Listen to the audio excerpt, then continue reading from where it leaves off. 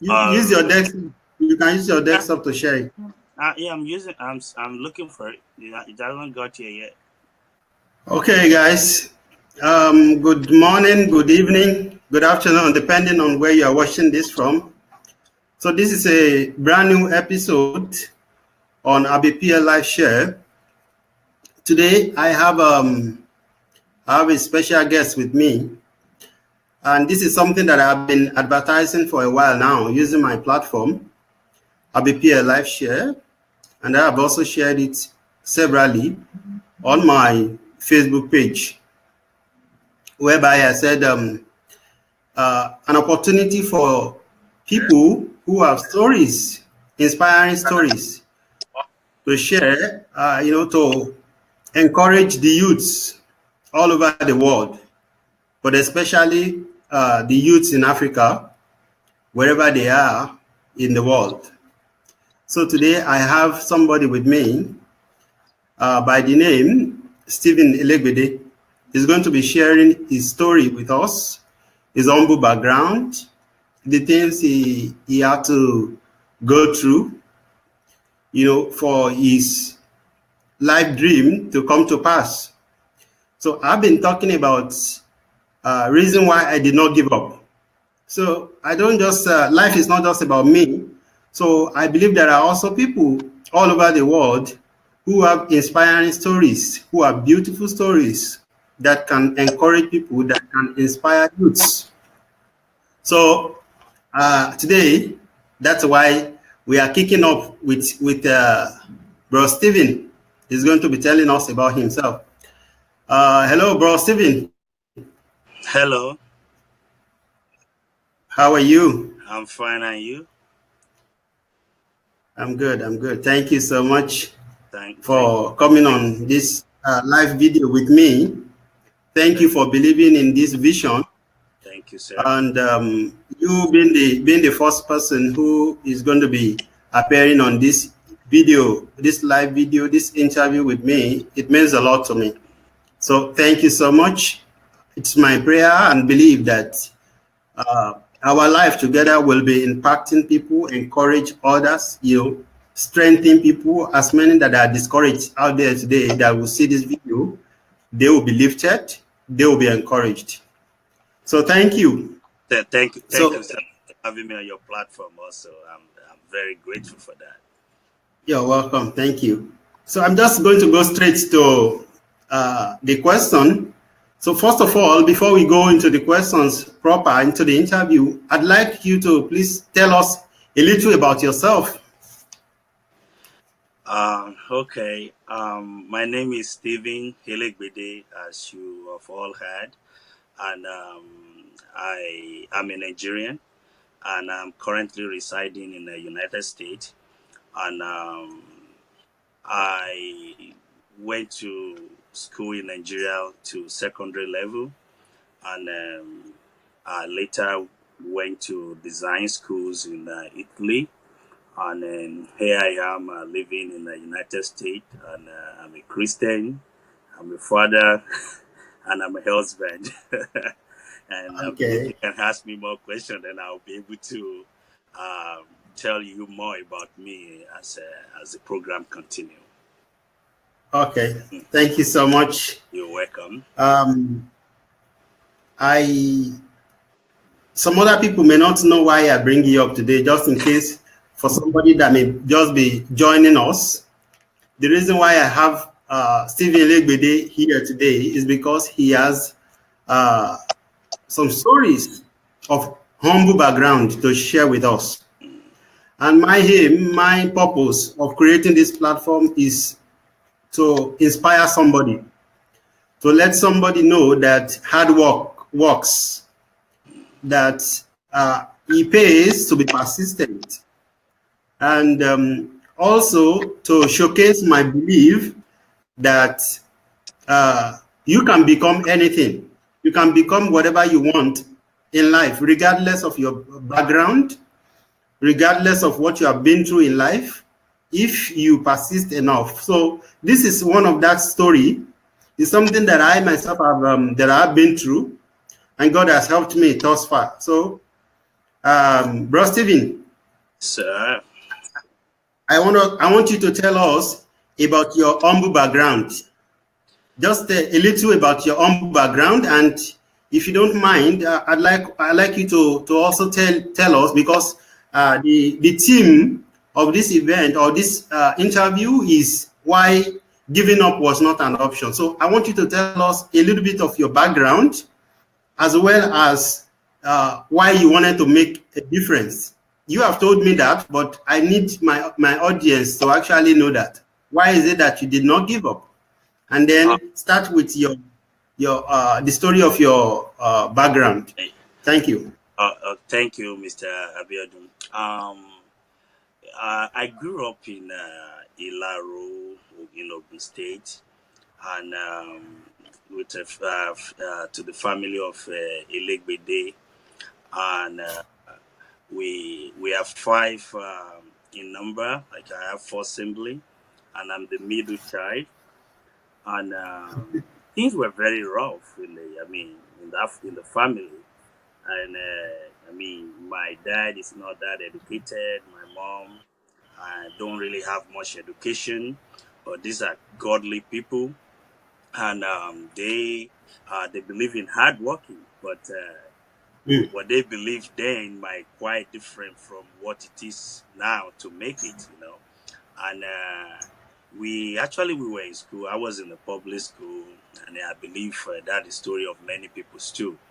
And my mom she's a cleaner in Federal Polytechnic Ilaro, and she worked there. And my dad also, he is a trained carpenter too, and he worked in the same polytechnic before he was later left there, and he started working in a General State Hospital.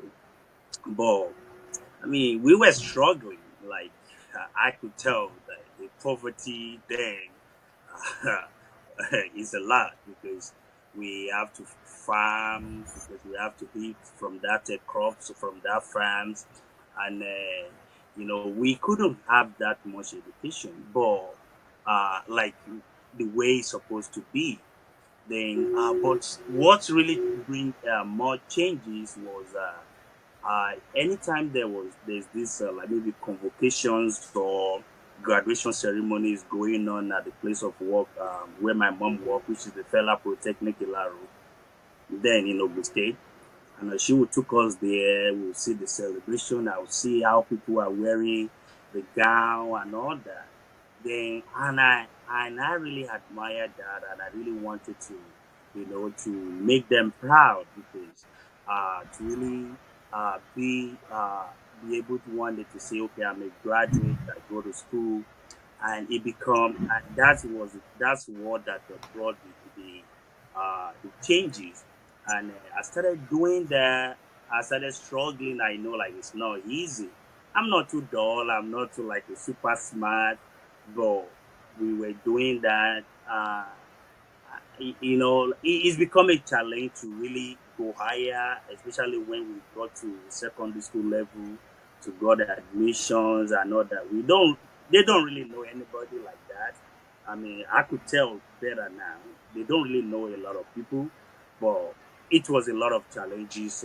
But that was something that really strike a chord within me, that I know that I have to make that difference, especially coming from very poor home. I would call it poor because I know what riches is. I know what wealth is. Now, we were very poor. We were struggling. Struggling very hard, and it's very tough then. Even sometimes to eat like a 2-3 square meal in a day, and we were doing all that. And while I look at the situation of my parents at that time, and I said to myself that I really, really want to make a difference. I really want to be the best. I really want to put a smile on their face. I really want to be a game changer for them. And the more I dream of these positive things, the more the task ahead is very high, because it means I have to do a lot, because we are talking about in the midst of the poverty where there's not, and where there's no one to help, and the only key, or the only ticket out then is through education, and to have that quality, and if you don't have a quality education, all those things might not be possible, then, and this is me that have that dream that I desire all these things, to go to school, to be a graduate, to be able to take care of my mom, because she's a cleaner in the Federal Polytechnic. She passed now. That was 2016. But I could Sorry about never that. all labor of love. Okay, thank you for that, and sorry about your mom's demise. Accept our condolence. You're Now, welcome, sir. I will have to go to the next question that I have for you. Okay. And the question is, looking at the experience that you've had, looking at the fact that you want to go to school, you want to further your education, you told me you want to make your parents proud. Yes. All right, you want to be able to change the story of the family, But the truth is, you didn't know anybody that can help you. Not at all. So, as a young boy, then what were the steps that you took? Okay. What did you do that could have brought a change in your life? Okay. What the first thing that I remember that I did was that I changed my friend, and Wow. then I changed my friend, and that's the first thing that I did. And then, like you grew up in an environment, everybody local, but it's still within the local that environment. But what I mean by I changed my friend was, if you are not really smart enough, then we might play soccer together, but I can't visit you in your house. I don't really call you my friend. I have a lot of I have the people that are smart, the smartest kid in my class, in my group. Then I make sure they know what I don't know, and that's one thing that brought that change. And the other thing is that because those people, I learn from them, and they are able to influence me also in a way, and also I engage in a lot of hard work too. I remember sometime during the holiday is a hustling time. I have to go fetch a firewood. I have to sell them.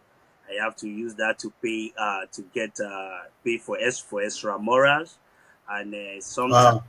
sometimes I have to go and engage in bricklayer work. Then I would Wow. I would do all that, carry blocks, concrete. Then we were not lazy.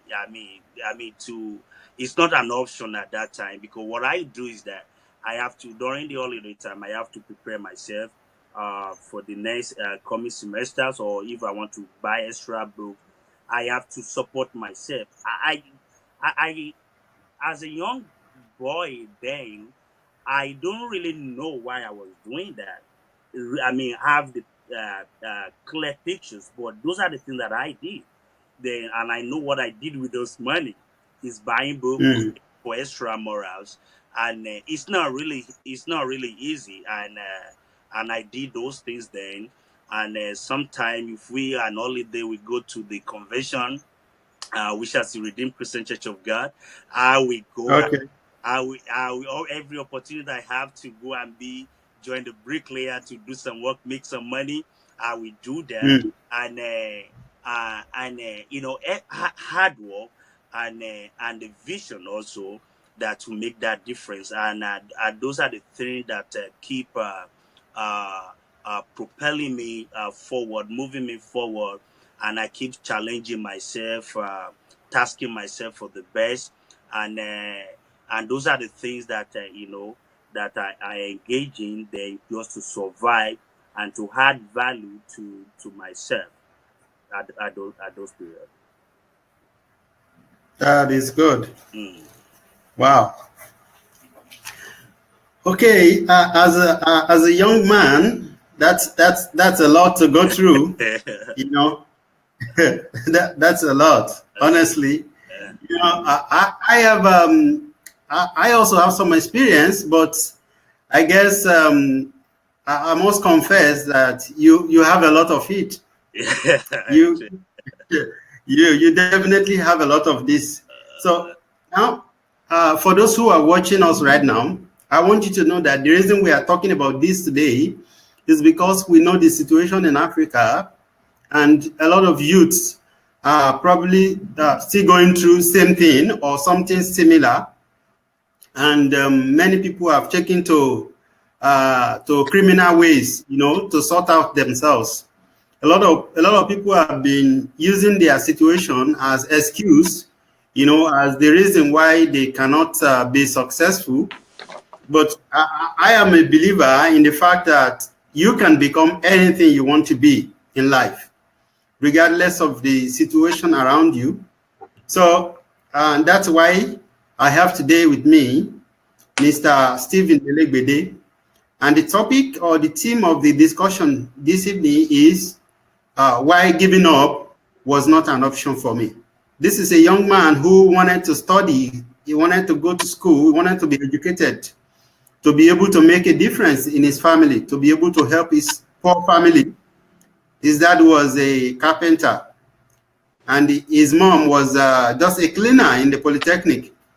So, and you know, I believe going to school seemed like just a nightmare. So, but his mind was made to just.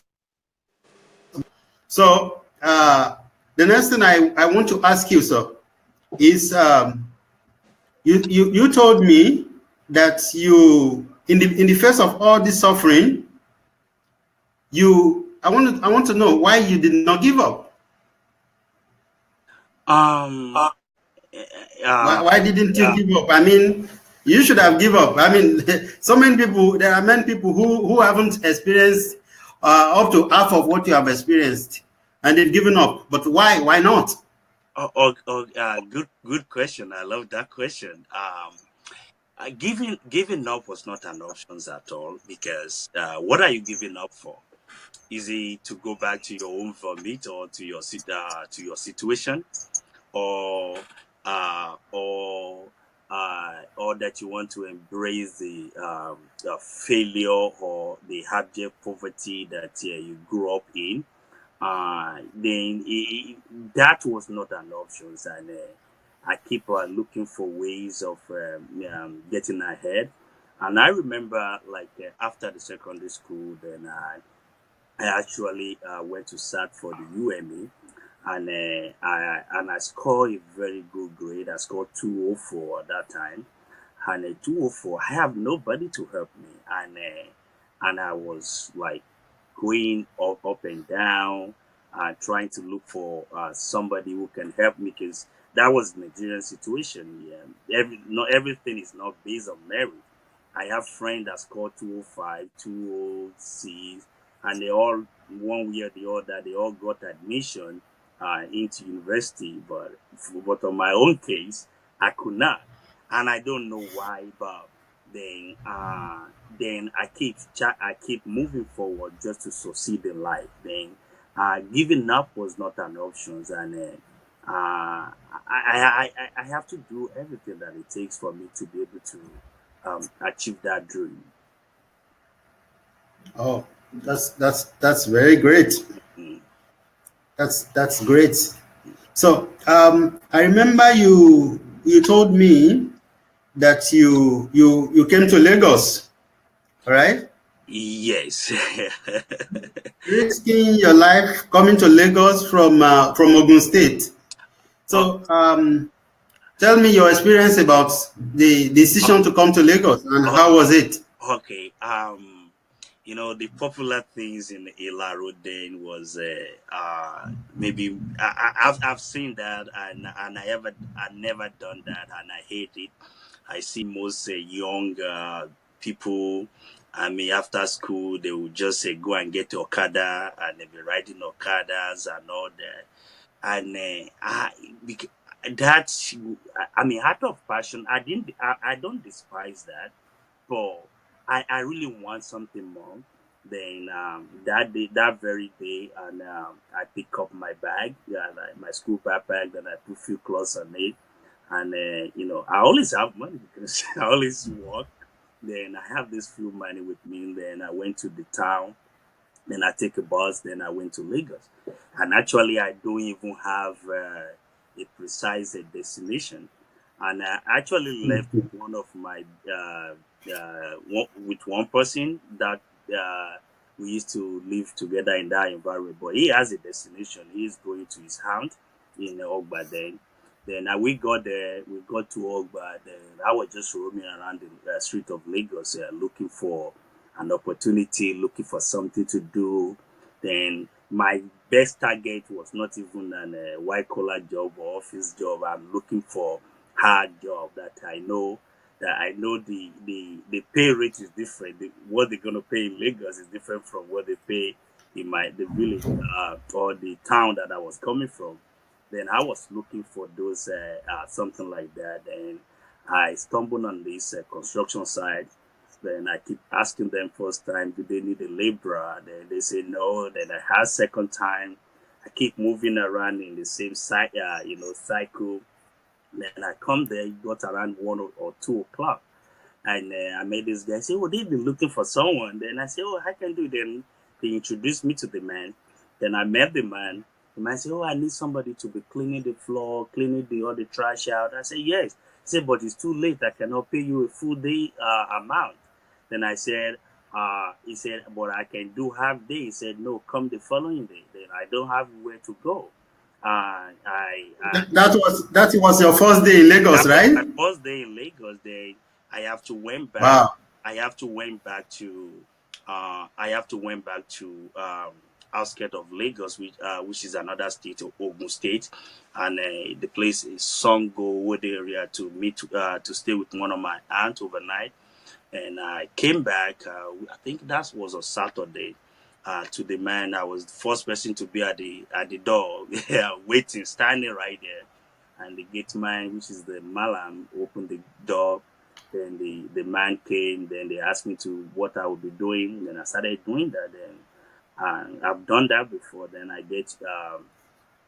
started doing the like me. Then on that Saturday, I went back also uh, to Ogun State. And on Monday, I resumed properly.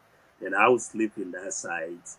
I don't know nobody. Nobody know where I'm from, and I call it a dangerous decision because this is a young man without any family or relatives or anybody that knows me, and I have kind of very bad experience with people, especially when you are nobody. And that I keep doing that. The man will pay me every weekend. Then I will go back to my aunt on the weekend, which on Saturday. Then on Monday morning, first thing 4:30, I'm back into the same side. And I keep working with the man.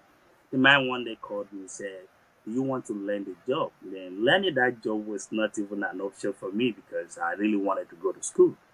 And I said to him, I said, I don't want to learn because I know my dad learned how to be a carpenter. Then I don't see to learn skills. You don't want to end up like your dad. Yeah. Basically, I mean, my dad. There's a lot of good qualities about him. He's more than just a carpenter, but I know we struggle. That I can tell that we really, really do struggle. Yeah, and to survive when we were growing up, and but he did all he could. But I want something better. That's all I want, and. And I did start working. The man asked me, do you want to learn? I said no, I want to go back to school. Then when I make some money, I'll quickly run to go and get a GC form or a GC form because I need to make up my English at that time. I have all my C and A, but I have only like a D in my English. Then I quickly write a GC. Then I get that. Then I pass. Then after that, excuse me. And then after that, um, I I after that I kind of try to pursue the education, but the more I try to do that, the more the challenges persist. The one difficult things or the other. Then in between, I write the GC and everything. All the result came out. The UME and the GC. I have everything in my hand, and I went to the Yabatech, and I'm no, not Yabatech then. To UI. Excuse me. I'd want you to tell us about your experience at the Polytechnic. That will be before then. I was trying to get an admission into UI Ibadan, but I couldn't get any help, and I later decided that okay, maybe I should go and live with people that can be able to help me to channel to set me on the kind of on the right directions. Then I choose to live with one of my cousin at that time, and we don't really exposed to with them like that before. We never lived with anybody, even though we were very poor. We never lived with anyone, and for the first time I just show up, they were so surprised how I even got the address to their house, and I went there to ask them to help me. And that was before I went the first time, before I even got to write the UMA. And my cousin, she helped me out. I know she gave me half. I asked for the half of the money because I already have half of the money, and she helped me. That's when I went to procure the GC the UME form, and I passed. Then in the course of that I really wanted to go to school. That's when I later come back to them that I want to be living with them. Then I remember I was told to go and get a letter from my dad of to be able to live with them officially. Then I went to my dad. Then he said no. Then I said the no means I'll have to come back to Ilaro, and I don't want to come back to Ilaro at that time to live with them. Then what I did was that I went to he's a pastor, Then I went to a serious pastor and to go and report the situation and narrate everything the way it is. And the pastor asked him, what do you want this young man to be doing if he chooses to live with some certain relative so that he could be able to advance his life? Then my dad has no choice anyway. He wrote that letter on his letter-headed paper, he has a letter-headed paper as a carpenter or something like that. Then I took the letter. I was so excited, and I went to Lagos and meet with my aunt, my cousin. Then I gave her the letter. Then I was living with them. I was just waiting for something to happen because I don't know. I have no clue what I really want to do, what I really want in life. Also, I know what I want in life. Sorry, but that's a rusty. But I guess you knew what you want, but you did not know how to get there. I don't know how to get there. She because she's a graduate. I know, and that was what even brought the attraction. Because she's a graduate, she's working class, and I really look as okay, this person have been through these kind of things in life before. Then I think she can be able to understand me and be able to help me. But even though we never really have that heart-to-heart conversation, it was just we never have that conversation. But that's my own reason why I went there to be living with them, and just So, go to school. the understanding that I got from that was that you believe that you needed somebody that has walked on that road before, Yeah, that is on the road of getting education, getting and education. then you wanted to be around that person, and that his or her life will be able to influence you or encourage you in a way. Yeah. That's very right, and that's a kind of thing that I was looking for, and I knew that I won't be able to get that in my own base because I have failed in a way. I mean, that never happened when I'm coming from where I'm coming from, and I look. Then she really helped me, and she said we should go and go to a computer school, and we went to school, public school. We did computer class. We never touched. We never touched the computer. We only have the mouse. They will ask us to go and buy biscuits or something like that. Like we bought it and we don't know what it does. We just hold it, and the teacher will be operating the computer. Only one in a big room in a lab. They call it computer lab. We have that, but we never touched the computer. And I was so excited that there's opportunity to go and learn computer. Anyway, they have their own project at that time, and which have to be the part of their family decision for the family, and she have to leave the country with the children, and they both travel around. Okay. Yeah, yes, then. So tell us why did you drop out? Why did you drop out of the college? I mean Yabatech. Yeah, but I'm about to get to that. I haven't tried to go to UI. That was so impossible. Then I said, okay, I can actually try to. I don't give up. Like there was a man that was living with us in that house in Lagos then, and his girlfriend actually working in a Yaba Tech at that time, and she helped us because she was working in that school, and she knew a lot of people. She helped us. Then she said, "Bring your result and everything." Then I quickly jumped in. Then she helped us to process the admission and everything. Then I was admitted, and I even brought one of my cousin down then, and we both started the school and all that. And this is after my sister have traveled out of the country. Then I would just Okay. still, because I needed to survive. Then I would go to the within that environment, but because it's not fully developed at that time, I would go and engage with a bricklayer, make some money. Then at least I need to fit in also. Then I'll buy some cloth, and I'll buy some boots, and I'll be able to pay my transport down to. So you were going to the poly Yeah, and still doing yeah, your labor job. yes, I was still doing that because I need money because that time.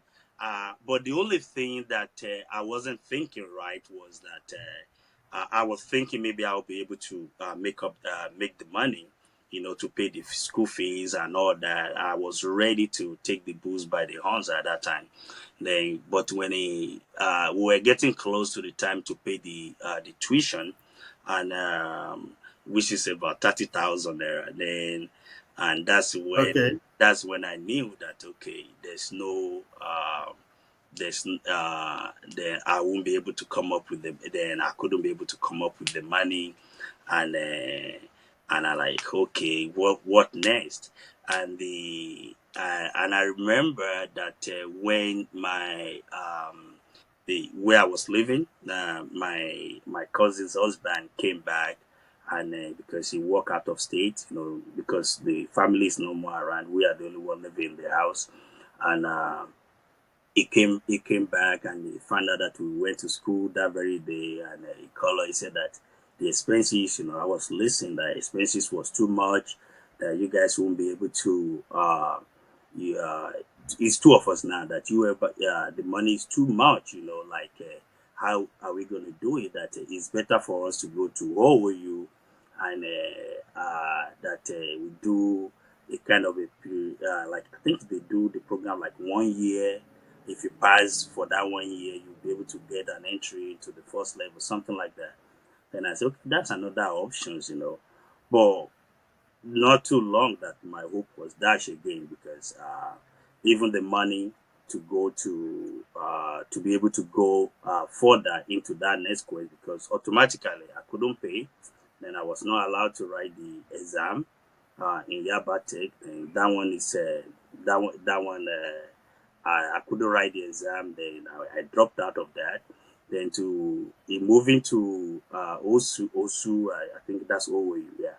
Then I could not also because I knew my cousin was giving the money. He was giving some money, and I was asking where am I going to get mine, and that's exactly when it actually dawned on me that I'm on my own. Then I that very week, and I decided that okay, then uh, and I cried. I really cried and really wept. And I don't know what to do. I was so devastated, and I don't know what to do. Then, but I remember I prayed anyway. And what I did next is that, okay, I remember what my mom told me. She would say that if everything fails you in life, that your hand can never fail you. And the word keep coming. That's true. The word keep coming that if everything fails you in life, that your hand can never fail you. And I keep pondering on that word. I keep thinking about it. That if everything fails you in life, your hand can never fail you. I said, okay, what next? Then I like, okay, what next? Then I need. I knew right away that place I can no longer live there anymore because I felt like I was not welcome. I was not accepted anymore. Then that just the simple truth behind it. Then in terms of food, shelters, every other thing was okay, but I needed something, but I wasn't getting that. Which I just need somebody to encourage me, just to be able to further my education because it's still something within me that I really want more than anything so bad. And then You needed more than just food. I needed more than You, just food, and there was food. I'm telling you. And that time we were eating like, young men. We were eating a lot, and you could tell also. We were eating a lot, and there's food, and I really appreciate those. Those days, but I knew that I need something more than just food. I'm sleeping and waking up, and I needed I need to enhance my life and to enhance my potential. Then what I did next was that I asked a brother in the church that I goes to. I just met the brother. I know he comes to church. I said I needed a place to live and something, and the brother said, "Oh, say I only used a room and a parlor. Can you manage?" I said, "Yeah, say it's more than manage. I will leave." Then the man offered me a key. That same day, I believe it was God, but he offered me a key, and he took me to the pastor. That okay, he met this brother. I've been seeing him around in the church, and he wanted to. The pastor asked him that if he said he pray, not to take him is a liar. If he said you should not, you might deny this man his potential in life, opportunity in life. And if I say take him, and the brother turned to be a bad one also, I don't want to see. He said pray yourself and follow your mind. And the brother did follow his mind. The brother took me in, and I call him my blood brother till date. He's my blood brother because he rescued me at that time, and I don't have a job, I don't have money, I have nobody.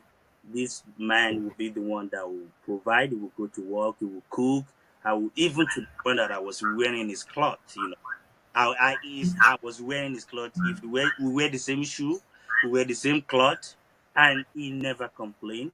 and he will pray. We will pray together. He will counsel me, and he will guide me. It becomes a kind of a shoe, a guy that I want, And we live in that house for about 3-4 years with him.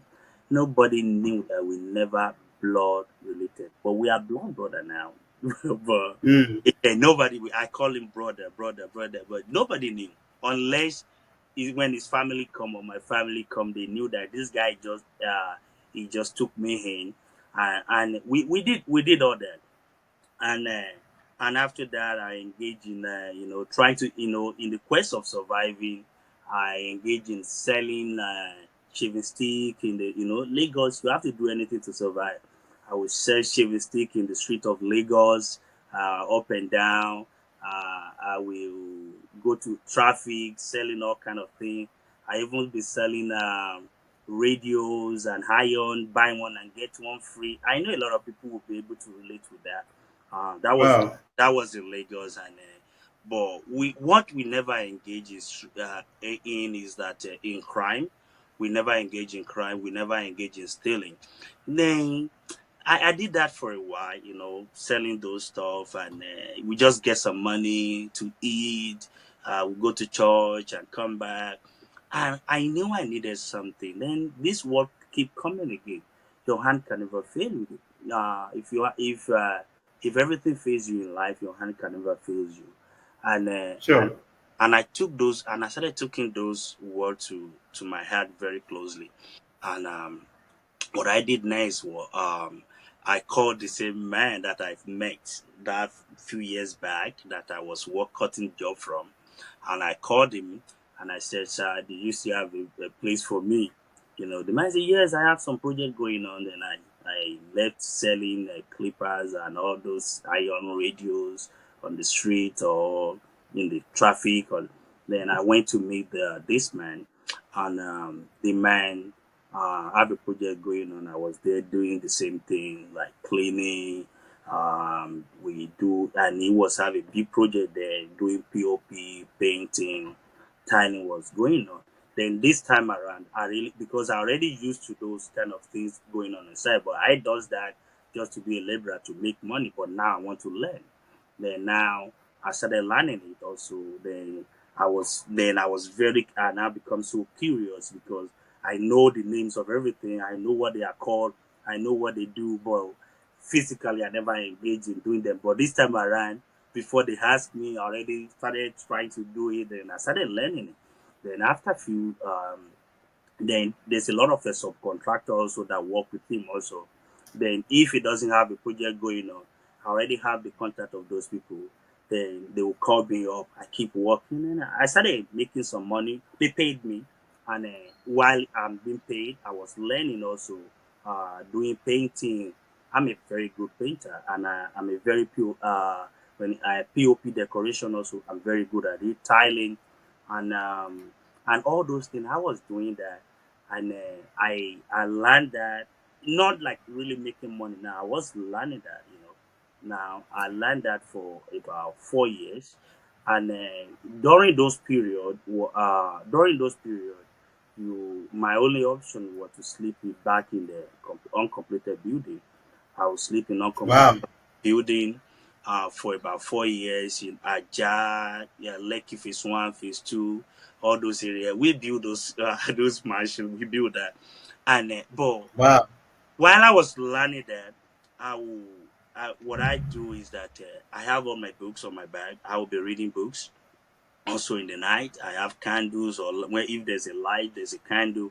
I will be reading also because I don't want to get outdated.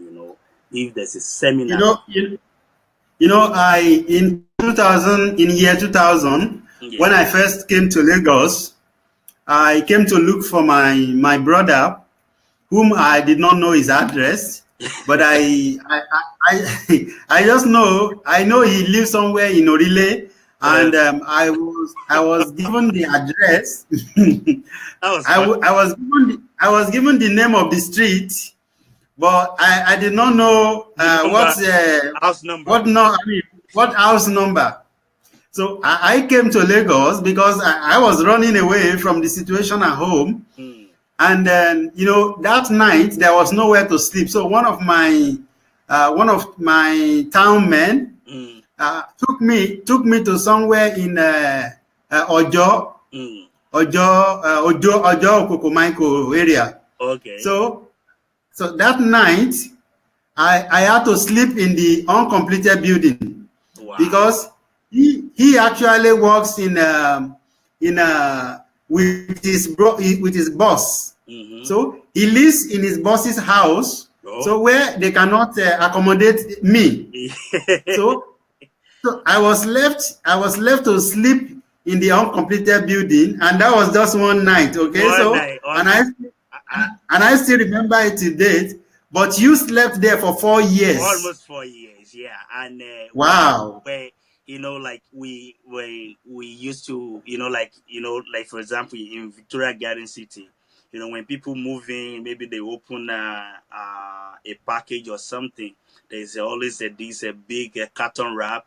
That's a new bed, like we'll get that and we lay down, and the mosquito will be killing you. I'm telling you, people that live in that area, I can imagine. They knew that those mosquito over there are wonderfully made. They have teeth. Wow. And but until later we used to buy a net. If you have a backpack in your bag, what is there is mosquito. They like kind of a bed net. We have like a 4 nails. You use it to make a holes on the walls, and you put the carton underneath it, and you wrap yourself underneath it. That's only how you can keep yourself healthy, because we keep doing that for several years. And I wake up in the morning and we jump to work. We started learning, all those decoration. Then, after I finished, then I'm now on my own. I used to cut job. I can get a full pay as a professional on a daily pay, and I keep doing that every day. And one day, I just said to myself, I said, I will not work for anybody again. I want to be on my own. Then they thought I was crazy, because that's, if somebody call you for a job, and the job's gonna last for about 3 weeks or 1 month, it's a good money. They already calculate it. And I said, no, if you call me, I will not come. They thought I was joking.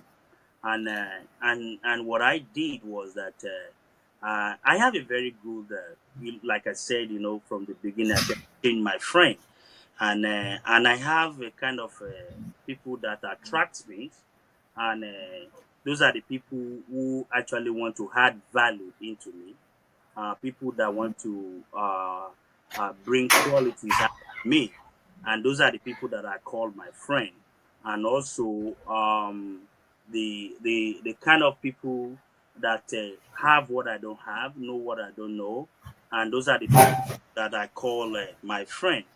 And we used to go to like entrepreneurs anywhere, whether in the church or in circular, where somebody are giving a business, because I don't have education than a secondary school, than only school sat, and but I keep informing myself when they are talking about business, entrepreneur, church, all kind of meetings like that. I will attend, and I will go to prayer meetings. I will go to do everything to attract good people to myself. And one of the guy actually helped me that, oh, you can register your business, you can do this. Then I went to register the business to with a CAC, and I registered the business, and I print business card flyers, and because I have some money with me, then I did that. And I started distributing that, giving people. When they call me to come and cut a job, I will not go. And I was looking for a contract. I don't care how much it is, And I used to help people a lot. And one day a guy called me, said somebody want to do an special effect painting somewhere, and he saw me doing one time. Then he gave me the number of the woman, and I called the woman. Then I went to see her, and this woman gave me a contract, that job, and I charged her $45,000, and sorry, 45,000 naira, and Wow. that was a big breakthrough for me, and I was so happy. It's like something, and you know that feeling when something, Yeah, uh, I know. something I mean, that you don't expect, like something great happened to you. And Hmm. I was jumping up and down. I was doing the job. I was giving my best. I did everything, and everything came out so beautiful. And people saw that the job keep leading to one thing to another, like that, Yeah. and that kind of create kind of a rising hope, for my Yeah. for my belief. And after I that, can got imagine. to I got to meet a woman also, and this woman, there was a man that I knew and introduced me to another woman also. And the woman gave me the job about POP and some work. It's about $250,000. Oh my God, it was a big breakthrough. That right there, that is another big breakthrough. And then I knew this thing is possible. Then I now thinking, and then I thought of getting my own, because I was still living with that my brother, and I was still living with him. Then I said, okay, let me get an apartment so that I'll be able to, And actually, it just happened at the same time where the brother just find a girlfriend, and they were dating, and about in shortest time they were planning to marry, and I knew that place I need to move anyway. There's somebody that has just commented here now. Okay. I think the person knows you from Ikotun. Okay. Okay. I guess the person knows you how you were struggling, hustling then in Ikotun. Okay, okay, So possible. the person just commented now that Okay, I remember close neighbor. He said you were a close neighbor then in Ikotun. okay. What's his name of the person? I have. It's Ramon Jabba. Oh, yeah, okay, yeah. That was my neighbor. You That's know, when that's very true. That's when I actually moved to. I got an apartment when the man that I was living with got married. Then I needed to get my own place. Then I got myself a room self-contained in a cartoon along what's it called, Governor's Road. Then I got myself a room self-contained. I was living there, and then I have this van. I think it's Danfo. But what I do then is that I bought this Danfo. I did some job. The job started coming in like that, and I made some money. Then I bought this Danfo, and I didn't pay the money in one time, though. But somebody helped me. Then I have to pay like 2 or 3 times. But I have this Danfo, and I use Danfo for so this. I mean, as far as Lagos at that time I was concerned, you're already a big boy now. I'm already a big boy. At least I'm living very well, like very well, because even I'm living very well, not like compared to where I'm coming from, and even that, Yeah. at that time I could go back home. I could buy my parents. I could buy like a food they can eat for the whole month, and I Wow. give them little stuff, little money, and I just still, and I started saving money, and I really wanted to go to school. I never forget about that. Well, but since you were already making money, and you were already able to give back to your parents, what is the need to go to school anymore? I mean, you, Uh, you could have just because forget about going those to school. things are just temporary, and because like I told you that I have the right people around me, like my friends. They Some of them are graduate already. Some of them they have this Okay. they have a positive mindset. Some A lot of Okay. them are even older than me, and those are the kind of people. I hang out with, and I see their vision. They want to be the best. What they are looking for at that time was not just a job. They want to create something. They want to Mm. they aspire, and I listen to them, and this is me, uh, like really nobody, Then I was listening to these people. I was really inspired by this gentleman, this man, and and and, uh, and even in between that, one of them even encouraged me how to do advertising, and I started putting do advertisement on a Guardian newspaper. I'll pay like 20,000 or 15,000 naira to do 1 by 2 or 2 by 2 or 1 by 1. I think I started with 1 by 1 or 1 by 2. I can't really recall. I have all those adverts with me, and I would do that. Put my number there, and people will call me. One day, I just got a job of 800,000 just one day, Wow. and So now, I guess the lesson here is that even in Nigeria, especially in Lagos, for any youth, it is possible to break through. it is possible. It depends on your the mindset and your focus in life. What really happened is that I was really really focused. People might say it's very hard. I don't have a girlfriend like somebody. I don't do that, and Mm. I don't do girlfriend. I have female friends. They come to me. We go to church. We meet them. I have a lot of female friends, but I don't do this girlfriend or boyfriend thing. But Okay. I just want to succeed in life, and Mm. now when I started doing all those things, I have those tools, and I started getting job. One day, I did an advert. Somebody called me. He's still one of my godfather till today, and he gave me that job. He 800,000, and Wow. he wrote me $500,000, 500,000 naira check, and I like really. My mind went to blow. When I got to a bank, I was afraid. I was afraid, and I said, "Me 500,000 naira out of this bank," and I presented it, Mm. and they have to call another manager and say, "Okay, I'm done." I thought they want to arrest me. Anyway, they gave me the money. Then Wow. right there in my head, everything was possible.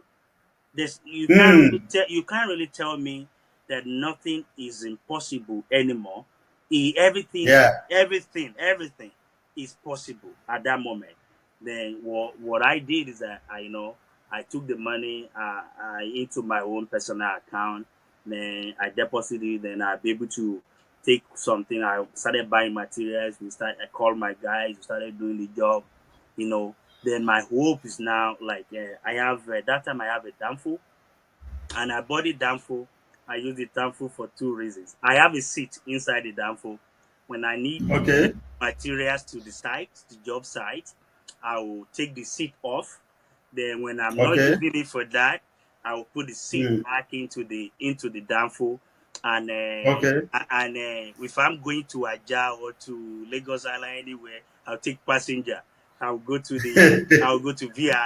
Then I will go and do my after I drop the passenger, I'll go and park I, the I bus. can relate to that. Yeah, I'll go and pass the bus, and I will do the job for the day. Then when I'm ready to come back home, then I Mm. take people from Aja to Obalende, from Obalende or to CMS. Just be finding my way to from CMS. I could go to Ojota. From Ojota, I will load people going to Ikotu. From Ikotu, I'll even take a passenger to my junction. Then Wow. I will use I never buy a gas. Use my personal business money for a gas. I never use my personal business money to repair the vehicle, because when you use that vehicle so much like that, you need a lot of you need a frequent to repair because they are very old anyway. And I'll use Yeah. part of those passenger money to something's wrong in the with the bus. I will use the business is now so easy with the bus.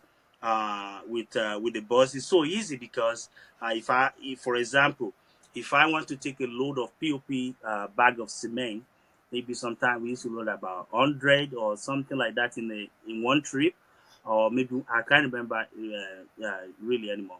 And we used to pay about 10,000 naira, 8,000 from Jibowu to Ajah area. Then I no longer pay for that. I would just go to the shop in Jibowu. I just pack my Danfo. Then I just load up. Then I'll go and go and bring the cement to the side, and I already save more money by doing that. Then now, I started saving my money.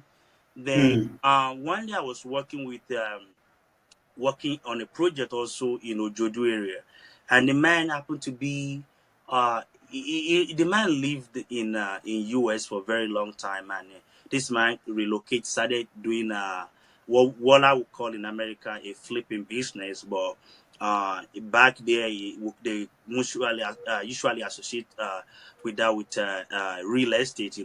He will build a house and finish everything and resell it. I know. I happened to do a POP job for this man, and what he did is that he said, "You are very good. See, you can go and learn more, in abroad." Like, then that's now done on me. Like, okay, because and at that time I was between thinking of going back to school. Then I went to go and get a syllabus. I was looking for something that actually related to the skill that I've acquired so far.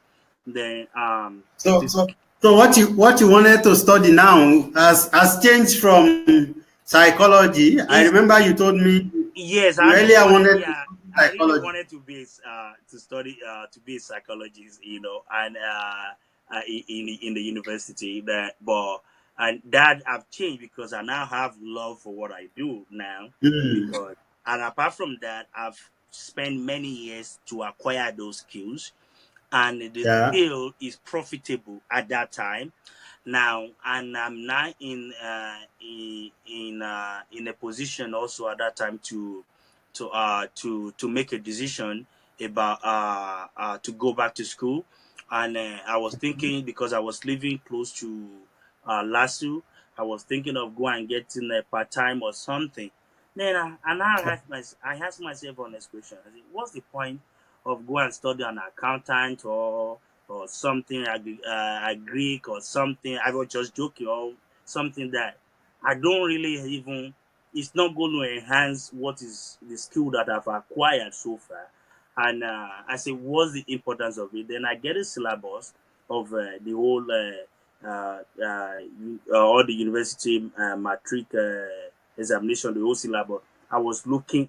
I'm telling you, I go from one page A to Z, like we try to look for something that want to say, or interior design or decoration. Only thing that I saw was just the little things, I think in the east or something, but it wasn't really clear to me. Then I don't find my own purpose in that in the old syllabus. Then it's not an option for me anymore. Then what I did is like, So okay, for anybody to get trained in that field, that person would have to learn it manually. you It is see, you not learn it available in any manually. university. Yeah, you learn it manually, and those are the places where you were in Nigeria. I know there's a technical school in Nigeria. I don't think they offer things. In America, they call it a vocational training. You can Okay, go. You vocational can training. Yeah, vocational yeah, training. there were vocational. I mean, there were some schools in Nigeria, even though it was like a secondary school level, that It used was. to offer It's not. It's not really. technical school. Technical school is not really a secondary school level. Maybe the way they handle it in Nigeria, I don't really know much anyway about that aspect. But I knew that I couldn't find. Maybe there is, but I don't know. I couldn't find anything that could help me to enhance that skill into the next level. And I was looking, then I met this man that said, "You can go and study abroad." Then one day I went to go Okay. and book all night session on internet. So if you want to go cheaper and you want to spend more time on internet, you go and pay all night. and I went to pay for I can relate to that. And I was looking for schools, that that will be able to that does that, maybe in Africa or something, and anything in US like $40,000, $50,000. Like I say, if I sell my father and my mom and everybody combined, will not be able to produce this money. So now the focus has shifted from studying in Nigeria to beginning to think of studying abroad. I began to nurture that. Then I started looking for a school that will be able to train me more, and a school that will be able to train me more, to get all this, to get all the tools for this new age that I need to be really to equip or enhance my skills, and even improve my to get more a lot of development, or to add value to myself. And I started looking at it. I remember something now. I remember the first day that we spoke. Yes. You told me how poor your English was then. Oh, and my English was very even I want you to talk about how you get to improve yourself. Even now, it's still worse. But I'm better a little bit. And to crown it all, when I finally want to go to school, I went to school in Italy. And but even though the school is an international school, it's in English, but you get not to speak English very too often, But in Nigeria, it was we managed to survive if you are forced to speak in English. You I will speak in English, but maybe not accurately or as fluent as I am now. Even though I'm still not perfect right now, but even though I'm still not perfect right now, but I make sure I develop myself. This is what I did over the time. Like while I was not in school, I could read very well, I could write very well, I could understand, but that the spoken aspect of it might be a little bit wobble a little bit, but I went to buy. I remember when. Because like I said, I was hanging out with a lot of people that are older than me, and they are all graduates. And I remember the likes of Bro Niyi, Akikojushonwo, Bro Shino, Bro Femi, and a lot of people like that, that are in my life. Then what I did is that I see them, they're always reading books. They always buy books. And even Bro Femi Daudu was actually even struggling at that time. He was working, a graduate working in Picnic in Nikeja. He was earning $20,000 naira. And he would buy books and be selling books, Then he started encouraging, I started buying books, Then I knew that I need to improve my English. Then I would go and buy thesaurus, all kind of a thing, just to improve myself. I never shy away from anything that's going to actually help me to grow, to develop me, and to enhance my skills. I keep, adding value. Anything that I could find, then I keep adding value to myself. And after doing that's a lesson. That's a lesson that I believe that every youth, all the youths, wherever they are, whether the ones in Nigeria or any of the African countries, this is something that I believe everybody needs to learn. That is to spend money buying books or borrow, at least. If you cannot buy, borrow from someone, okay? And if you have access to internet, there are so many study materials that is available on the internet right now that you can get almost for free, or at least for free. Maybe the worst is like this, like what we are doing now. We are sharing life experience. Somebody who have been through it, somebody who has experienced it. I mean, name it, whatever it is you think the situation is that you may be passing through or that you have been somebody has also been through the same thing or probably worst. And this is that person now who is able to say, okay, I can beat my chest that this was my dream and I was able to actualize that dream. So I am very, very happy that there are Nigerians like this, who went through it all. You could have gone into committing crimes, and say, oh, it was because of my situation. It was because my parents were poor. It was because they couldn't meet my needs. So that was why I went into crime. But you didn't do that. I even remember you told me that you were sleeping, as you were sleeping in an uncompleted building, you were still reading, preparing for JAM, preparing for WAEC. Yes, sir.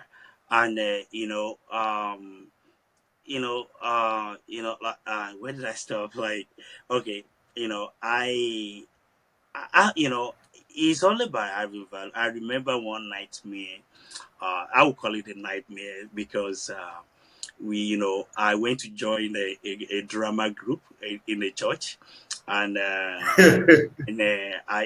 was very. I mean, not when I'm very chubby like this. I mean, I'm very good looking, but they gave me a role, in the church, and in the drama, and I have to be the sugar boy, something like that, And I wanted to say, the scene was that the lady got pregnant, and I wanted to advise to get rid of the pregnancy, and I opened my mouth. I said, let's get right of the pregnancy, and I didn't know the kind of grammar blunder that I that I just made, and I saw everybody. It was the middle of the night. I saw everybody on the floor laughing hard, and I was like, and I stood here. But even the lady that was selling, she already collapsed on the ground, and I didn't know what happened, and one of my friends, John Bull, is a very close friend. Then he walked up to me and said, "All right, you just blow, you just blow a big grammar now." Then he said what I did. Then I said, "Oh," then because the thing was in my head, but one way or the other, I just lost because then I wasn't really sure of myself or feeling, or let me just use the word now. But I intentionally put just to learn, just to grow, just to be how I articulate, how I talk, and it happened naturally, and to cut a long story, to go to school is still it's not the picture doesn't because I have to pay those, and what I did next is that for me to trust myself so that I don't relax, and I sold the bus, and I have another car that was given to me. I sold them. And I went to change the money, and I send the money to the school. Even when the money is not completed, because I already have admission. I have that admission. Okay. I paid that admission. I don't have money. But when I sold that, I used the money. Then, so that take away things that make me to relax. But then I took that away from me. And I'm now still in the quest of money to go to school. And I started,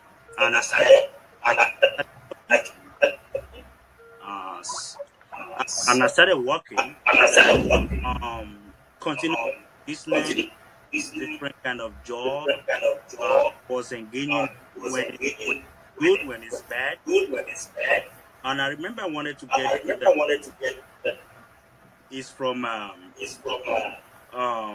where there was a woman that was working. I think they kind of relate. There's echo. Did you have on? No. Okay, maybe just then I really desire to do a project, and I talked to the engineer in charge of that project. It was a very huge project, and I approached this man. He said, "There's no point on talking, failure already." Then I wonder why someone use that word failure, you know, to instead of it to say, "Oh, it's not available," or something. He used the word failure, and I was going to me. Why would this person use it? And I approached him the second time. He repeated the same thing. Third time he repeated the same thing. And I choose a different day again to come and meet him. And he used the same word. It's a failure. I don't know till today why he will even use that word for me to show I need doing the project, because the project is big. And what I did next was I talked to God. I said, "Lord, I believe not a product of faith." And I say, if through your will, let your will be done. And one or the other, of the will owner of the property. And he said for me, man, I did not to call. What I did was I sent a text message several times, like 4 or 5 times. I learned that also somebody that you want to talk to rich people, don't engage them in competition in the first place. It's one of the laws that I love. Then I sent several message, and man already see because I introduced myself. I explained what I do, and project. And the man, I called man one day at me, and he invited me over to his office. When I got there, he asked staff. This was a very big office. This is a big man. They brought the food, to entertain me from all the way from my little city, you know. Those things encouraged me. He said, "Hicks." I said, "Excuse me, Hicks." I'm like, "Okay, then I take some bite." What I'm interested is that we should just make an idea and you should ask you know. But the man wanted to test me, said, "Go back there and do a sample." And I went there, I did a sample. Man loved it, and he had to go ahead with some experience. And before I even get there, one of my masters, and I went. I remember that very time. He told me, and I went to meet him. "Sir, I have a project with that. I don't have money," and he encouraged me, gave me, and I went to the site and sampled and loved it. To continue and go ahead, and I did all the project. It was beautiful. And now when you get to the part, which is the POP, and which I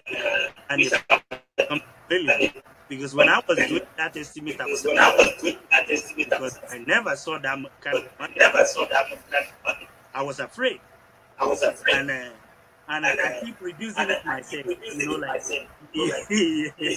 keep reducing the money myself.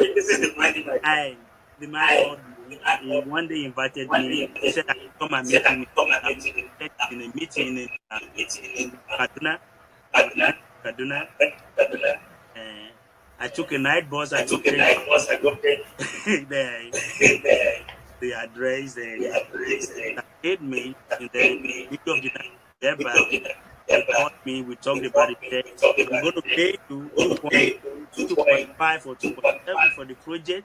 And me already calculate the whole materials, the labor, everything.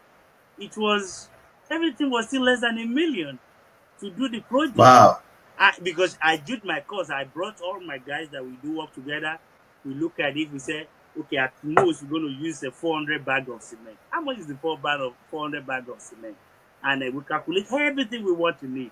Then within me, I knew that this is a big break, and the man said, well, okay, the man gave me a ride from Kaduna back to Abuja, and he said I should go and take a flight. Maybe he thought I have money, or I'm a big boy or something. I said, sir, I'll go and take it. But he said, go and take it. So then I gave an excuse immediately. I said, I don't have money. The man said, the man just opened his wallet and gave me 20,000 naira. I should go and take a flight. Then they dropped me at the airport. Then I have the option of taking a flight because I never took one before. I never fly before. And okay, that will be your first time in the airplane. First time, and I went to, and I said, maybe I should go back to park. And if I use 5,000 naira to transport myself back to Lagos, I have 15,000. It's a lot of money for me. Yeah. And I said, but if I take this flight, I said, that would be a good testimony too in the church. Then I decided, and I already gave my information, my account information to the man. They said they're going to wire the money, but it's still a belief. Then and they're going to wire the money. I don't even have clear. I'm used to a check, but I never see somebody transfer money from one account to another. Then I said, okay, I don't even know what I was doing. Then I went to the airport in Abuja. I said Lagos. I said over there. Then I went to took a Shashangi airline. Then that also struck a chord within me also, and it gave me this mind, and I was crying and I was smiling also, and at the same time I was thinking, I can do all things through Christ that I've spoken. Then I keep remembering those things, the encouragement, the zeal. I said I can do better. And that time, my belief system was 1,000% about anything. Then I finished anyway. I engaged the job. I finished the job. Then I pay another part of the money. I never paid the school fees, And I told some of my friends, they say, you are stupid. You are paying money to somebody you don't know, the school you don't go to here.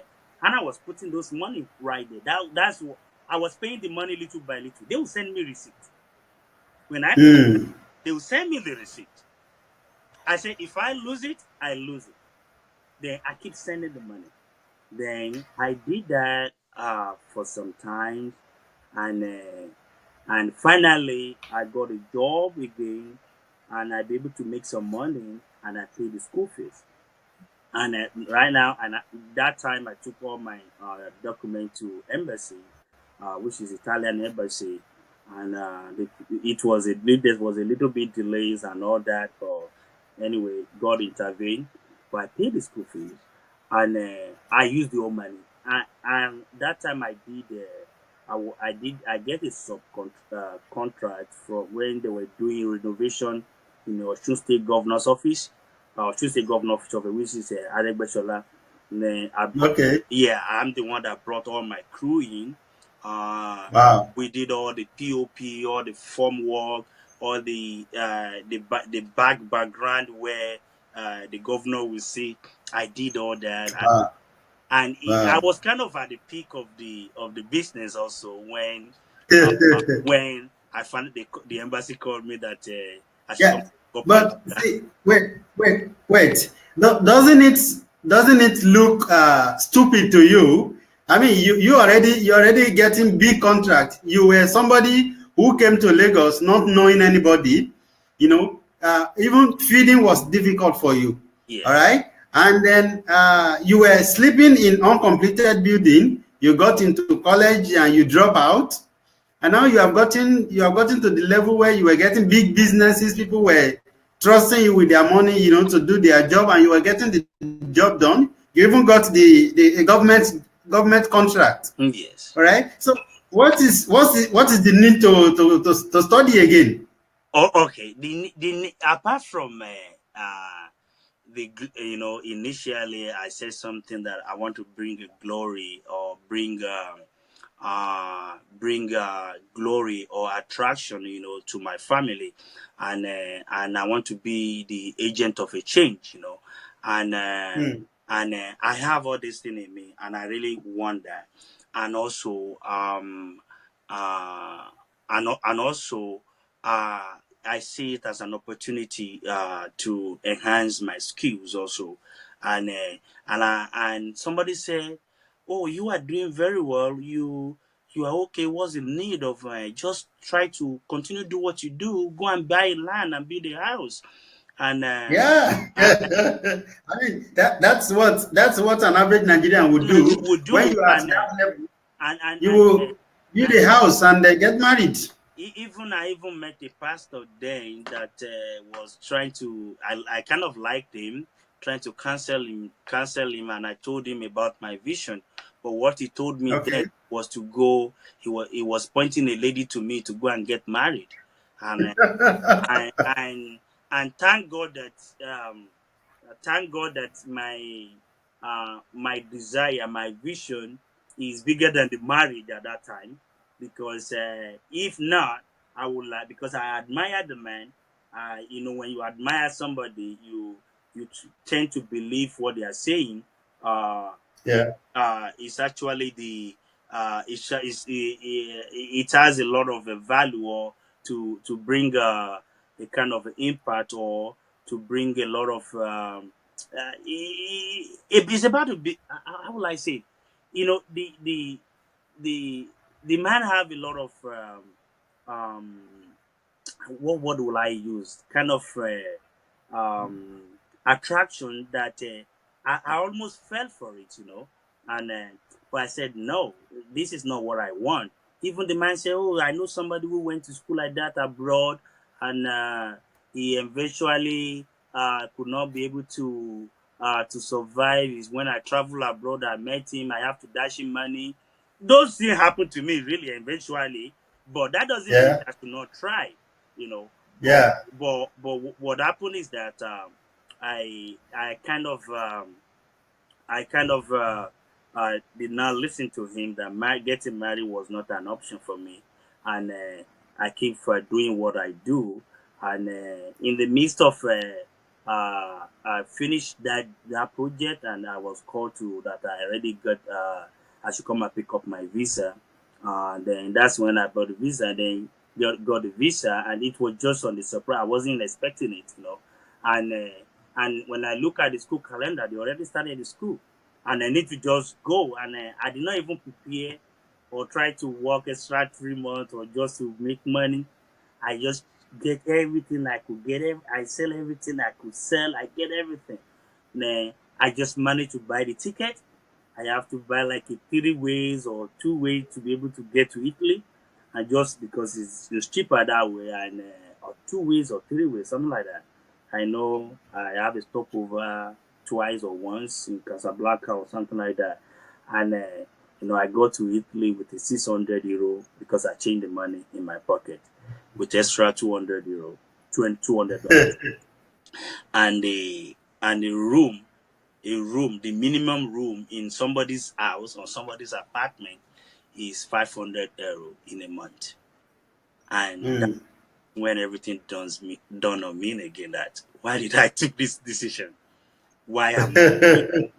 Then this is a mistake, and Yeah, because you were a big boy in Nigeria, but now when you now convert naira to euro, you now find out that it was not much. I did not even buy return tickets. I didn't even have a return ticket.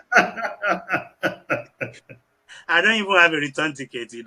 If like So going back was not an option. I said going back was not an option. Going back was not an option because I don't even have a return ticket. because I bought one way. I could only afford one way, and because the hope was that even though to go and do cleaning or to do any job, because I'm used to that anyway. I can, yeah, and go and do any kind of job to survive to go to that school. I'm all ready. But unfortunately, to my disappointment in Italy, is that there's to really get a job in Italy, it means uh, it's like you have a visitation from God. There's no job in Italy, and it's a different environment. You don't speak the Yeah, language. You don't yeah. you are That's not that's you that's don't have another the same thing. color of the skin. You Yeah. it was a different uh um it was a different game entirely. It was a different thing. And for about for about 2 to 3 weeks, my head froze. Mm. I can think, I cannot assimilate. I go to the class. I wasn't the oldest. I think I have one or two people that in my age group, but I have a little kids in the class. But there was this friend, there was this guy there. He's from Nigeria too. There were we actually there are four of us in that class. There's a lot of Nigerians there, and these are the people that their parents are well to do. We have people that their father are pilots or army or business people. They were. I think I'm the most poor. I mean, I cannot even mention my father. My parents are. I would say they are something to me, to our own world, but not in that category because those kids were sent to that school, and I Yeah. brought myself to But that school. but you sent yourself. I sent myself, and now, he, I would be looking like I was not happy. I don't smile because what my thinking is that how am I going to survive? Then, and I have to listen in class. I have to do a lot of things. I keep managing. Eventually, I got a rent. I got a apartment. I paid. I gave the guy 500 euro upfront. Then I left to tomorrow and something. I cannot even cook because I brought food from Nigeria, and they seized the food. They seized the food in Casablanca because it's enough. Because there's too much gari, too much ogbolo, Yeah. too much. I brought everything that can last me a whole bag, complete bag full of Nigeria food, and So they took it from you. I don't know, maybe they thought somebody is selling it or something. Then I have to go and Okay. complain that I'm a student, and this is my food. I cannot eat any other food except this food. Anyway, they later send the food, but when I got to Italy, I went to a store, and I wasn't used to Nigeria. We don't used to see how they package everything, even salt, even tomato is packed, everything.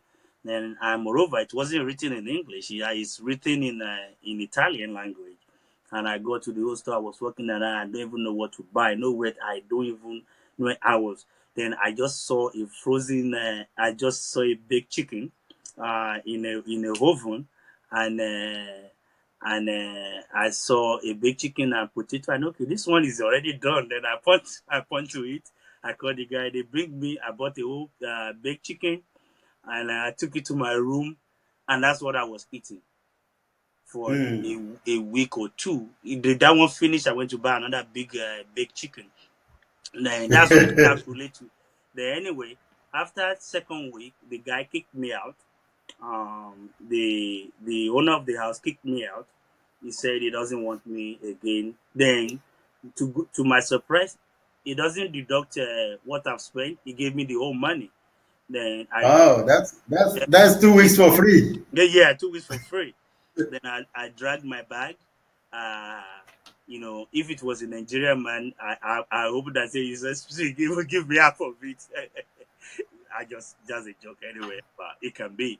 Anyway, I dragged my bag back to the school campus, and because we have a secretary that can help students to look for an apartment and something like that, and she told me that a guy is coming from Nigeria. Also, he will arrive today.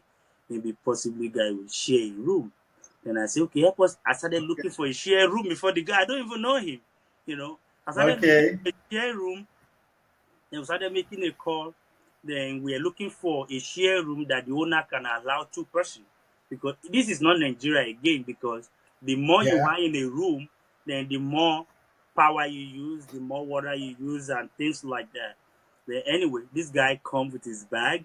He comes with this guy is I mean he's better than me. He comes with one empty bag and one bag full of cloth. One empty. His own mindset was he's going to if he's going back to Nigeria, he's using extra bag to buy things. Then me, Oh, you okay. you know, okay. I mean, he's comfortable. He can call a Yeah. lot of people to get money. I cannot. There's Yeah. nobody I want to. There's no soul I can call to get Mm. time. Mm. But I was there, and anyway, we got to another apartment with this guy. Then instead of paying 500, then the money now become 250 now. Then me and the guy can split the money to 250 in a room. Then that was a big relief. Like I said, okay, at least I have to spend 2 months in this school or to 3 months at least I'll finish a semester in a school before I'm out. Maybe I'll go back to their government. They send me back to where I'm coming from. Because that was it. Anyway, and I went to church, and I located a church there. I talked to the pastors, and that this is my situation. They were looking out for me to get something. And later, in between, they found me something. I will go and fold a fiber cloth, with one Italian small company like that. Very early in the morning, I will go there, and that lasts for about two weeks or something. And then I started trying to reach out to people, everyone that I know. And unfortunately, fortunately, one of my family friend has his uncles in Germany, and I contact him because I already have what we call the permiso de soggiorno, and that's as a student in a Schengen country, you can travel anywhere within the European country. Then I have that, and we talked to this one of my this to I got that contact, and I moved to Hanover. That's one we already finished a semester. We are now in holiday. Then immediately before the holiday, I already bought the ticket. I I did I think I went by road. It's about 24 hours. Uh, yeah, I think no. Oh, that was the second time. The first time I actually flew to Luxembourg. No, not Luxembourg. Dusseldorf. I flew from Pisa to Dusseldorf. From Dusseldorf, they took a train from Hanover and come to pick me up in Dusseldorf, and I stayed with them for 2 weeks. Then they helped me to get a contact down in Berlin, in Germany. I went to Berlin, and the person that supposed to took me here, something happened. Another person took me here. The guy don't have a choice. Bracken, God bless you, sir, if you are listening. And Bracken took me in, and he helped me, and he gave me accommodation, and I told him my situation. Then he got, he offered me accommodation, and to my surprise, also I got a job, and the job that I got was to do a cleaning, and in one gym, and I would go there every night to clean. In the morning, we go to Kaiser to clean the supermarket they call Kaiser. Then the gym, we go to gym and do that. And I was doing all that. But like that's what my mom did. Like she's a cleaner. But for me now, I'm doing with a purpose, and it's a different thing for me. And that's when I now got my relief that okay, I got this one. Then I could be able to save some money because I don't spend, I don't buy clothes, I don't do anything, I don't do any of that, and I have to save those money. Then I will go back to when if the vacation sometime 2 months, 3 months, I'll save money for 3 months or 2 months, then go back to Italy, then I School. continue the school. Then I still have my food. Okay. I still have my food in Italy, some of food, and I just manage, throughout, and Yeah. I You manage know, finish the school. I think I want to thank you first of all for sharing all these stories with us. And I am certain that this somebody must have been blessed today. Probably one of those people who have listened or who have watched it, or those who will still watch it later. It is an humbling experience that you had. You know, from I guess this is the story of resilience, the story of determination, Yeah. the story of not giving up, you know, in the face of all difficult situations. You know, this is somebody who does not want to end up like his parents, you know. So I bless God for your life.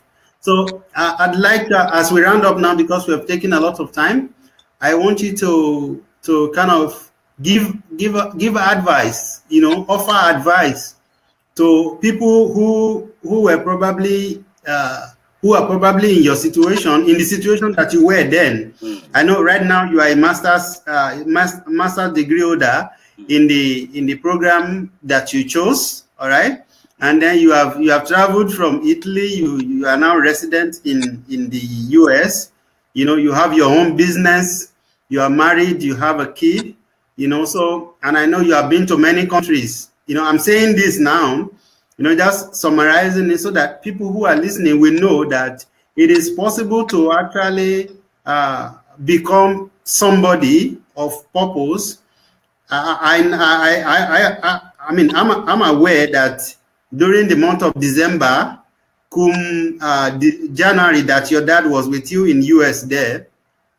So, and this was you who could not eat, you know. This was you who lived in an uncompleted building for 4 years, all right? So I want you to quickly, as we round up now, I want you to give advice to youths who are probably thinking their situation now is the end of their life. What I would say to you, if you are listening to me, no matter what you're going through in life, no matter the situation, no matter the odds, no matter in that face of that situation, the best person that can change that situation is just you, and you are the only one who can bring that change. Um, Maybe if you find that to be difficult or to that is not that you don't believe in those things, maybe I could recommend some few books that you can read. The first one is that changed my life is called Renewing the Mind, which by Casey Treat. A guy gave it to me. Now I follow Pastor Sunday Adelaja, and some of his book is blessing me.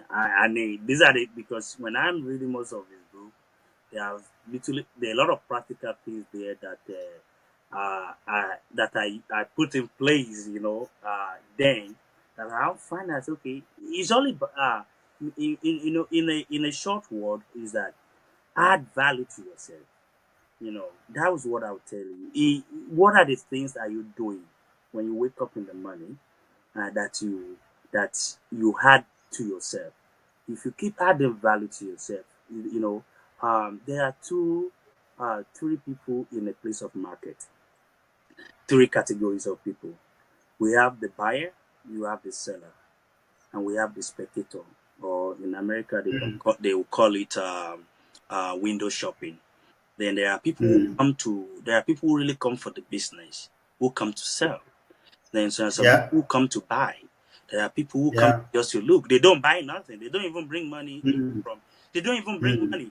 They intentionally left their money behind so that they won't be get carried away. They just want to come and look, and they just look. Then who are you? Then are you a buyer or are you a seller?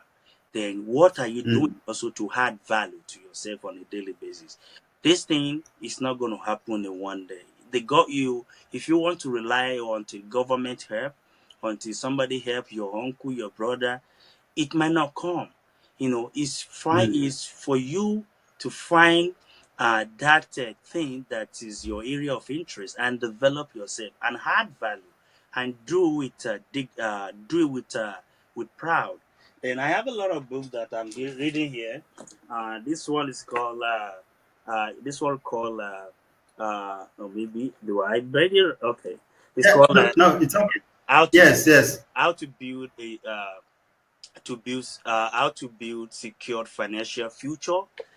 This one called money won't make you rich. It's not money that you actually need. I read that many years ago. It's changed my life. It's not money that will actually change. It's how you think, how you engage in how you manage each challenge that you face.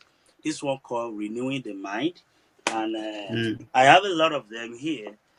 This one was just another wonderful one called Stop Working for Uncle Sam's. It could be Uncle Naira too.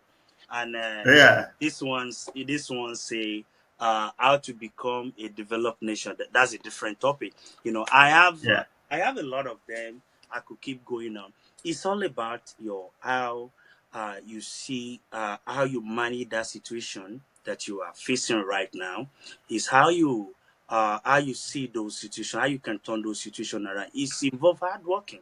And there's another wonderful book about Pastor Sunday Adela just called Dignities of Labor. I embrace labor. I embrace it. I love it. I hug it. We become friends.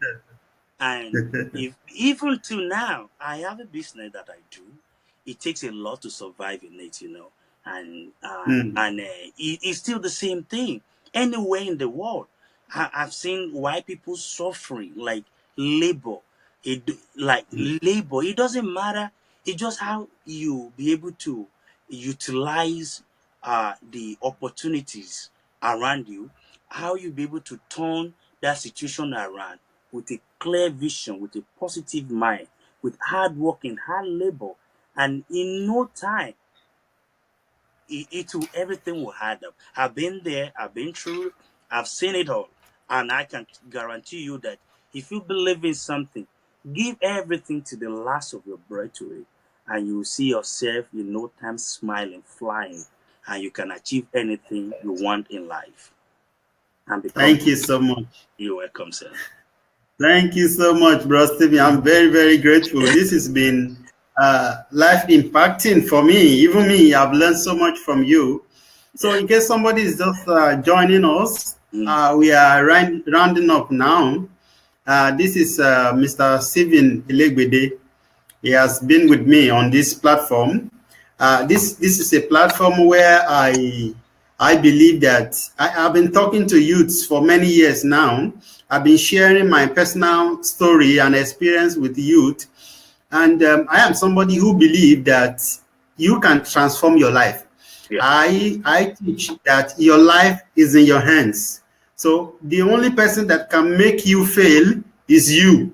Yes. I believe that in a situation where there are no parents to support you, where the government has failed, that you as an individual, as a youth, as a young adult, you can still take your life to the next level. And this is somebody who have done it, and he has taken time to share his personal story with us. So in case there's somebody out there, a youth who is suffering, who believes, who think maybe there is no one to help him, and is probably thinking of giving up, I'm sure this story is going to inspire that person. This story is out there to encourage that person, to encourage that youth. And I am also using this opportunity to call out for other people who have stories that can inspire the Nigerian youth, the African youth, or youth all over the world, wherever you are. Your color is not important to us. What's important is that you have a story that can inspire somebody. So this platform is there to inspire people. We will be sharing it, and by God's grace, we will be taking it to another level. If God will strengthen us, I'm trusting God for that this platform will be big in the near future. So thank you so much for sharing your story with us, bro Stephen, again. If in case you know somebody that wants to share his story, somebody that wants to be a part of it, or you want to help us in any way possible, please contact me. My name is Faduma Abiodun Paul. You can email me. You can contact me on Facebook. You can send me an email, abpl@yahoo.co.uk. And you can also get in touch with Bro Stephen. He's currently partnering with us, to help us bring out, to help us make this vision a reality.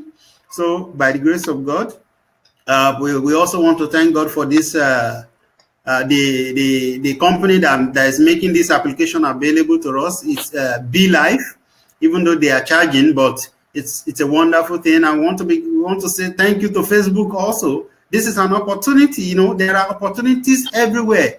It does that a lot of people are not seeing it, and this is some of the things that Bro Stephen has said here. There are opportunities everywhere. A lot of people came to Lagos like him, and then they turn out to be a tout.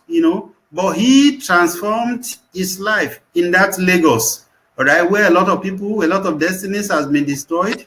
I personally believe that whatever it is you are selling in Lagos, you can make money. You can make money in Lagos. Lagos is a place that everybody or anybody can make money, whether you are educated or you are not educated. So this was somebody who said, I am going to go to school. So he did not only, he dropped out of school, all right, out of Yaba College. He later went to Italy to get a first degree and a second degree. He's a master holder now, and he has his own business in the US, and doing well. Thank you so much, Bro Stephen. I'm very, very, very grateful. Thank you. And I believe that there is still so much to share, but I guess we'll have to call it a day now. Right. So, and I'm sure that in case we need you to come and talk to us at another time on this program, I'm sure you will gladly do. Well, I will be more than happy to come. Thank you so much. All right. Thank you. God bless you. Well, God bless you. Thank you, sir. Yeah.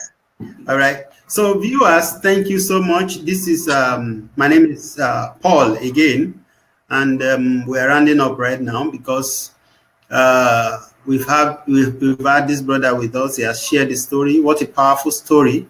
What a wonderful story! So please, in case you still want to join us, please contact me. Contact me. Send me an email. Send me a message on Facebook. I am always available on Facebook. So thank you, and bye-bye.